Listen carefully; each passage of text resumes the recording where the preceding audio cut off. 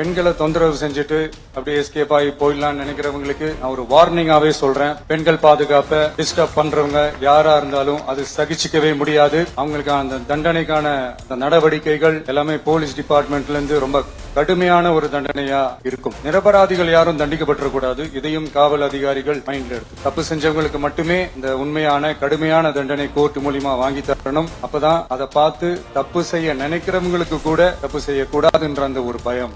பெண்கள் கடத்தல் முயற்சி, பப்ளிக் பிளேஸ்ல அசிங்கமா நடந்துக்கிறதுக்கு பஸ்ல தொல்லை தர்றது, கூட்டத்துல பெண்களுக்கு தொல்லை தர்றதுன்னு இது மாதிரி தப்ப தடுக்கிறதுல ரொம்ப முக்கியமா இந்த சிங்க பெண் படை செயல்படும். இந்த போதை பொருள் நடமாட்டத்தை வேரோட பிடுங்கி எறியணும். அப்படி எரிஞ்சாதான் இந்த பெண்களுக்கான இந்த சேஃப்டி ரொம்ப ஸ்ட்ராங் ஆகும். இது ரெண்டுமே ஸ்ட்ராங் ஆனாலே ஆட்டோமேட்டிக்கா சட்டம் ஒழுங்கும் சரியாகும். ஒரு சில நிகழ்ச்சி மட்டும்தான் மனசுக்கு ரொம்ப நெருக்கமா ஃபீல் பண்ணும். அதை நினைச்சாலே ரொம்ப சந்தோஷமா ஃபீல் பண்ணும்.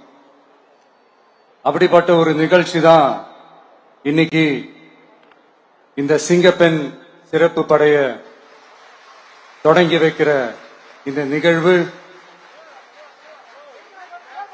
உண்மையிலே மனசுக்கு ரொம்ப நெருக்கமான ஒண்ணு, சந்தோஷமான ஒண்ணு. நம்ம பாட்டி, அம்மா, அக்கா, தங்கைகள், ஒவ்வொரு வீட்டில் இருக்கிற பெண் குழந்தைகள், இவங்க எல்லாருக்குமான பாதுகாப்பை உறுதி செய்வோம்னு சொன்னோம். ஆனா அது எலெக்ஷனுக்காக மட்டுமே கிடையாது. மனசுல இருந்து நிஜமா உண்மையா உணர்வு பூர்வமா சொன்னதுதான். பெண்களுக்கு எதிரான இந்த கொடுமைகள்ல நமக்கு எப்பவுமே 0 டாலரன்ஸ் தான். அதுல ரொம்ப உறுதியா இருக்கிறோம்.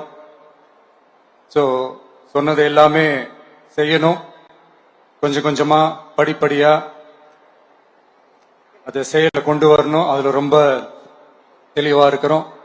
அதனாலதான் ஆட்சிக்கு வந்த உடனே இந்த குறைஞ்ச நாட்களுக்குள்ளேயே இதை நடைமுறைக்கு கொண்டு வந்திருக்கிறோம். தமிழ்நாட்டில் இருக்கிற பெண்கள், பெண் குழந்தைகள் எல்லாருமே பாதுகாப்பா தன்னம்பிக்கையோட இருக்கணும். அதுக்கான முதல் கட்டம் தான் இந்த ஸ்டெப். இது மனசுக்கு ஒரு மன நிறைவை கொடுத்தாலும் அதே நேரத்தில் பெண்களை பத்தின சில செய்திகள்லாம் கேட்கும் போது உண்மையிலேயே மனசு பதறுது, கண்ணு கலங்குது. அது கண்ட்ரோல் பண்ணவே முடியல. ஏன்னா நடக்கிற கொடுமைகள்லாம் யாருக்குங்க? நம்ம குடும்பத்தை சேர்ந்தவங்க தானே. எப்படி மனசு பதறாம இருக்கும்? அதனால பெண்களுக்கு எதிராக இதெல்லாம் ஏன் நடக்குது, எதுக்கு நடக்குதுன்றது மத்தவங்க மாதிரி ரீல்ஸ்லயும் இன்ஸ்டாலையும் தேடிட்டு இருக்க முடியாது. ரியாலிட்டிய புரிஞ்சுக்கணும். சோ இந்த பிரச்சனைகள்லாம் ஏன் நடக்குது அப்படின்றத அனலைஸ் பண்ணி பார்க்கும்போது சுத்தி பாத்தீங்கன்னா ஒரே இடத்துலதான் நிக்குது. போதை பொருள் நடமாட்டம். அதை வேரோட பிடுங்கி எறியணும். இது 2026 போன மாசம் மே மாசம் 10ஆம் தேதி இந்த பிரச்சனை புதுசா முளைச்சு வந்துடல. இது பல வருஷமா இருக்கிற பிரச்சனை. பல வருஷமா இதை கண்டுக்காம விட்டதுதான் அந்த வேர் இவ்வளவு ஆழமா பரவி இருக்குது. இத பல வருஷமா கண்டுக்காம விட்டது யார் என்றது நான் சொல்லிதான் உங்களுக்கு தெரியணும்னு அவசியம் இல்லை. அது உங்களுக்கே நல்லா தெரியும். இப்ப அதை பத்தி பேசியும் பிரயோஜனம் இல்லை. முதல்ல இந்த போதை பொருள் நடமாட்டத்தை வேரோட பிடுங்கி எறியணும். அப்படி எரிஞ்சாதான் இந்த பெண்களுக்கான இந்த சேஃப்டி ரொம்ப ஸ்ட்ராங் ஆகும். இது ரெண்டுமே ஸ்ட்ராங் ஆனாலே ஆட்டோமேட்டிக்கா சட்டம் ஒழுங்கும் சரியாகும். இந்த 3 விஷயம் சொன்னல, இந்த போதை பொருள் நடமாட்டம், பெண்களுக்கு எதிரான இந்த கொடுமை, இந்த சட்டம் ஒழுங்கு, இது 3மே ஒண்ணுக்கு ஒண்ணு இன்டர்லிங்க்ட் தான். இதுவும் இப்ப புதுசா வந்த பிரச்சனை கிடையாது. பல வருஷமா இது இன்டர்லிங்க்டா தான் இருக்குது. இதெல்லாம் ஏன் எதுக்குன்றது இப்ப முக்கியம் இல்லை. இது எப்படி சரி செய்ய போறோம்ன்றது தான் முக்கியம். பட் அதே நேரத்துல இன்னொன்னையும் நம்ம மனசுல எடுத்துக்கணும். இந்த பெண் குழந்தைகளுக்கான இந்த பாதுகாப்பு இது வெறும் சட்டம் ஒழுங்கு சம்பந்தப்பட்டது மட்டும்தானா அப்படின்னு கேட்டீங்கன்னா இல்ல. இது சமூக ஒழுங்கும் சம்பந்தப்பட்டு இருக்கு. சமூக ஒழுகல தனி மனித ஒழுங்கும் சம்பந்தப்பட்டு இருக்கு. தனி மனிதன் ஒழுங்கா இருந்தாலே அந்த சமூகம் தன்னால மாறும். ஒரு கட்டுப்பாட்டோட ஒரு பொறுப்பா இருந்தாலே இந்த மாதிரி பல பிரச்சனைகளை நம்ம கண்ட்ரோல் பண்ணலாம். படிக்கிற இடத்துல, வேலைக்கு போற இடத்துல, டிராவல் டைம்ல, ஆனா டெய்லி லைஃப்ல பயம் இல்லாம மரியாதையோட நம்ம பெண்கள் வாழணும். அதுக்கான ஒரு அட்மாஸ்பியரை நம்ம கிரியேட் பண்ணணும். அதுதான் நம்மளுடைய ஃபர்ஸ்ட் டார்கெட்டு. இவ்வளவு நேரம் நான் இதெல்லாம் ரொம்ப சாஃப்டா சொல்லிட்டு இருந்தேன். ஆனா பெண்களை தொந்தரவு செஞ்சுட்டு அப்படியே எஸ்கேப் ஆகி போயிடலாம்னு நினைக்கிறவங்களுக்கு நான் ஒரு வார்னிங்காவே சொல்றேன். பெண்கள் பாதுகாப்பை டிஸ்டர்ப் பண்றவங்க யாரா இருந்தாலும் அது சகிச்சுக்கவே முடியாது. அவங்களுக்கான தண்டனைக்கான அந்த நடவடிக்கைகள் எல்லாமே போலீஸ் டிபார்ட்மெண்ட்ல இருந்து ரொம்ப கடுமையான ஒரு தண்டனையா இருக்கும், கடுமையான ஒரு நடவடிக்கைகளா இருக்கும். அந்த தண்டனை அவங்களுக்கான அந்த சார்ஜ் ஷீட் எல்லாமே ரொம்ப ஃபாஸ்டா ஸ்பீடா அது செயல்படுத்தப்படும்.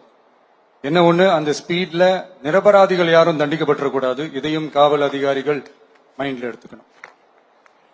தப்பு செஞ்சவங்களுக்கு மட்டுமே அந்த உண்மையான கடுமையான தண்டனை கோர்ட் மூலியமா வாங்கி தரணும்.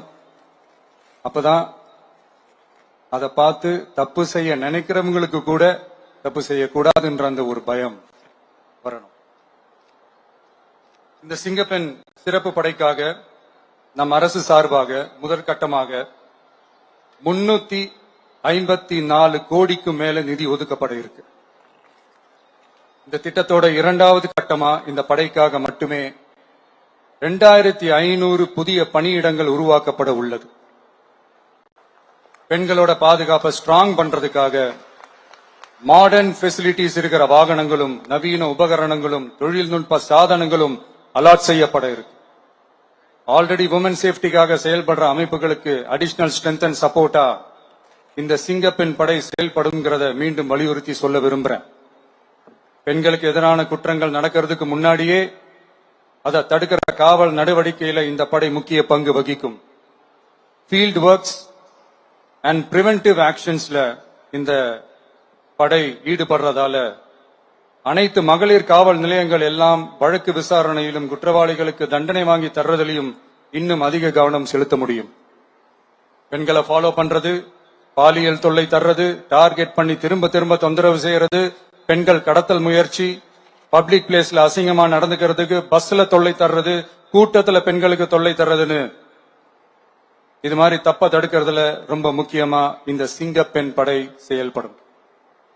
பெண்களுக்கு எதிரான குற்றங்களை தடுக்க நடவடிக்கை எடுக்க இந்தியாவிலேயே முதல் முறையாக ட்ரோன் வாயிலாக பெட்ரோல் முறை அறிமுகப்படுத்தப்படும். நம்ம வீட்டு பெண்கள் அவங்களோட